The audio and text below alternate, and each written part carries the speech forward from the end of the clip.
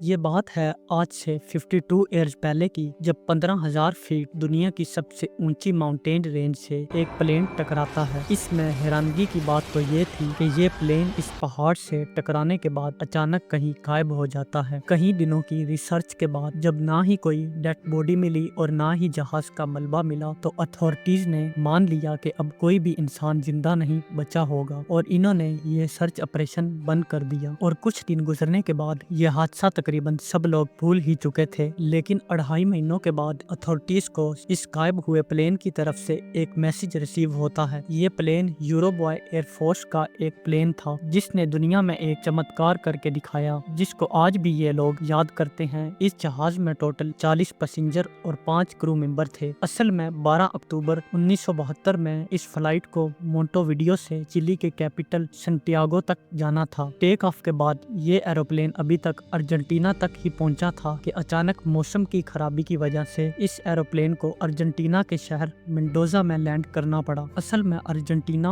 اور چلی کے درمیان دنیا کا سب سے اونچا اینڈیز ماؤنٹین تھا، جو اپنی اونچائی کی وجہ سے بہت زیادہ خطرناک تھا، لیکن موسم کی خرابی کی وجہ سے تو یہ ان کے لیے اور بھی خطرناک تھا۔ اس لیے کیپٹن نے یہاں رکنے کا فیصلہ کیا۔ ان کا پلان تھا کہ یہ ایک رات مینڈوزا میں ہی گزاریں اور پھر اگلے دن موسم کے ٹھیک ہونے کے بعد یہ اس پہاڑ کو پار کریں، لیکن انہیں کیا معلوم تھا کہ اگلے دن ان کی زندگی کا کتنا خطرناک دن ہونے والا ہے۔ اگر میپس پہ دیکھا جائے تو مینڈوزا اور ان کی منزل کے درمیان صرف 180 کلومیٹر کا فاصلہ ہے، لیکن اس 180 کلومیٹر کے درمیان میں صرف اینڈیز کی 15,000 فٹ اونچی ماؤنٹین ہے، اور اسی وجہ سے ان کا پلان یہ تھا کہ پہلے ایروپلین مینڈوزا کے ساؤتھ میں جائے گا اور پھر پلانچون کے پاس پہنچ کر انڈیز کی طرف ٹرن کر کے ان خطرناک پہاڑوں کو کراس کرتے ہوئے چلی سے سیدھا سنٹیاگو پر لینڈ کرے گا۔ اور پلان کے مطابق ایروپلین مینڈوزا سے ٹیک آف کرتے ہوئے ساؤتھ کی طرف روانہ ہوا۔ جہاز کی ہائٹ اگین کرنے کے دوران پائلٹ نے نوٹس کیا کہ بادلوں کی ایک موٹی لیئر نے نیچے کا سارا منظر چھپا دیا ہے۔ جیسے ہی اس فلائٹ نے پلانچون کے پاس سے رائٹ ٹرن لیا، جو 18,000 فیٹ اونچی اینڈیز کی ماؤنٹین سے گزر رہے تھے، اور جیسے ہی یہ پلانچون پاس کے قریب پہنچی تو یہ فلائٹ ان کے ریڈار سے غائب ہو گئی۔ اس موقع پر پائلٹ نے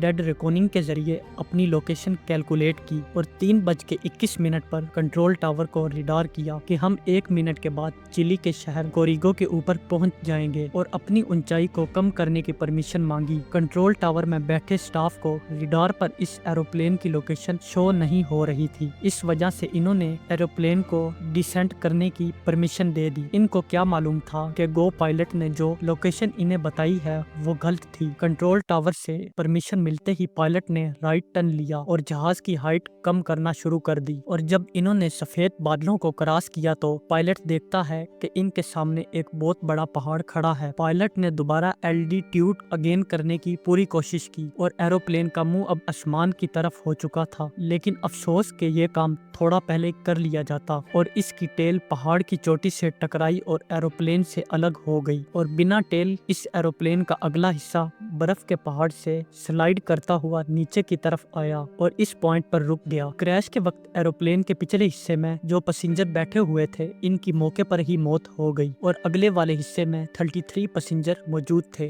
جن کی جان تو بچ گئی، لیکن انہیں کافی چوٹیں آ چکی تھیں، اور اوپر سے ایروپلین کا پچھلا حصہ کھلا ہوا تھا، جس کی وجہ سے کافی زیادہ ٹھنڈ ایروپلین کے اندر آ رہی تھی، جہاں کا ٹمپریچر -30 ڈگری سیلسیس تھا۔ ایروپلین کے اندر سے یہ لوگ باہر نکلتے اور دور دور تک جہاں بھی دیکھتے ان کو صرف برف کے پہاڑ ہی دکھائی دے رہے تھے، اور ان کے جو ساتھی مر چکے تھے انہوں نے سب سے پہلے ان کو برف کے اندر ہی دفن کر دیا۔ اور دوسری طرف پلین کریش کی نیوز نے چلی اتھارٹیز کو الارٹ کر دیا، اور انہوں نے اپنا ٹائم ویسٹ کیے بغیر سرچ آپریشن سٹارٹ کر دیا، جس میں انہوں نے 4 ایروپلین کو سرچ آپریشن کے لیے بھیج دیا، لیکن ان کی پورا دن کوشش کرنے کے باوجود بھی اس کریش ایروپلین کا کوئی بھی نام و نشان تک نہ ملا۔ اس کے بعد انہوں نے ٹوٹل 11 ایروپلین کو اس مشن کے لیے بھیج دیا، لیکن ان کی نظر بدقسمتی سے ان پیسنجر پر نہ پڑی، اور پھر 8 دن تک لگاتار سرچ آپریشن چلانے کے بعد انہوں نے یہ آپریشن بند کر دیا اور ان تمام پیسنجر کو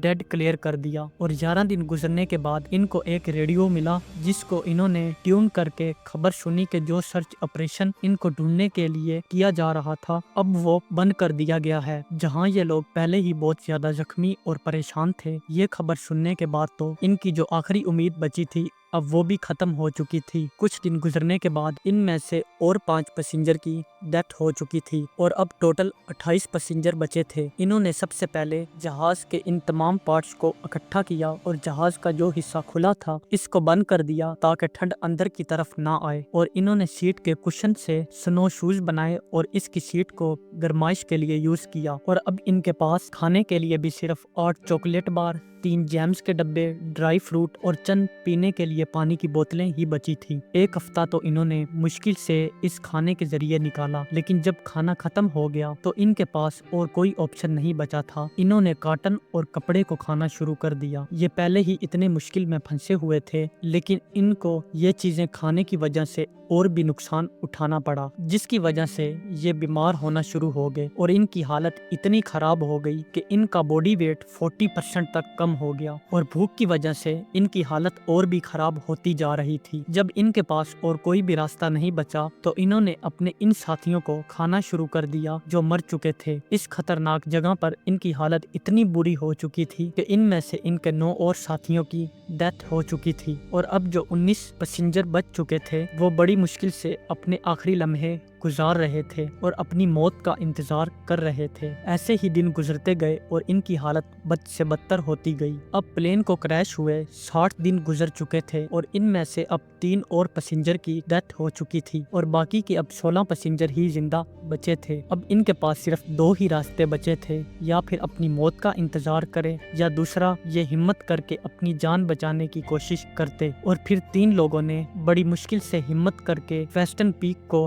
हैक करने की कोशिश की ताकि शायद पहाड़ की दूसरी तरफ कोई ग्रीन वैली हो जिससे ये मदद मांग कर अपनी जान बचा सकें। बड़ी मुश्किल से कई मुश्किलातों का सामना करते हुए 3 दिन की मेहनत के बाद भी ये इस पहाड़ की चोटी पर पहुंचे और देखते हैं कि इनके चारों तरफ बर्फ के पहाड़ हैं, इसके अलावा और कुछ भी मौजूद नहीं। और खाने की कमी की वजह से अब एक बंदा वापस चला गया और बाकी के 2 लोग ही बचे थे। इन्होंने पहाड़ की दूसरी तरफ सफर करना शुरू कर दिया और 61 किलोमीटर पैदल चलने और 10 दिनों की लगातार मेहनत के बाद आखिर ये एक वैली पर पहुंचे जहां पर हरियाली मौजूद थी और एक नदी बह रही थी और जानवर भी मौजूद थे। इन्होंने सबसे पहले तो इस नदी से पानी पिया और फिर इनको नदी की दूसरी तरफ घोड़े पर सवार एक आदमी नजर आया। नदी के पानी का शोर इतना था कि इनकी आवाज इस आदमी तक नहीं पहुंच रही थी। घोड़े पर सवार इस आदमी को एक आइडिया आया और इसने एक पेन और पेपर को पत्थर में लपेट कर नदी की दूसरी तरफ फेंक दिया और इन 2 लोगों ने कागज पर अपने साथ होने वाला सारा वाकया लिखा और इस घुड़सवार की तरफ फेंक दिया। यह शख्स घोड़े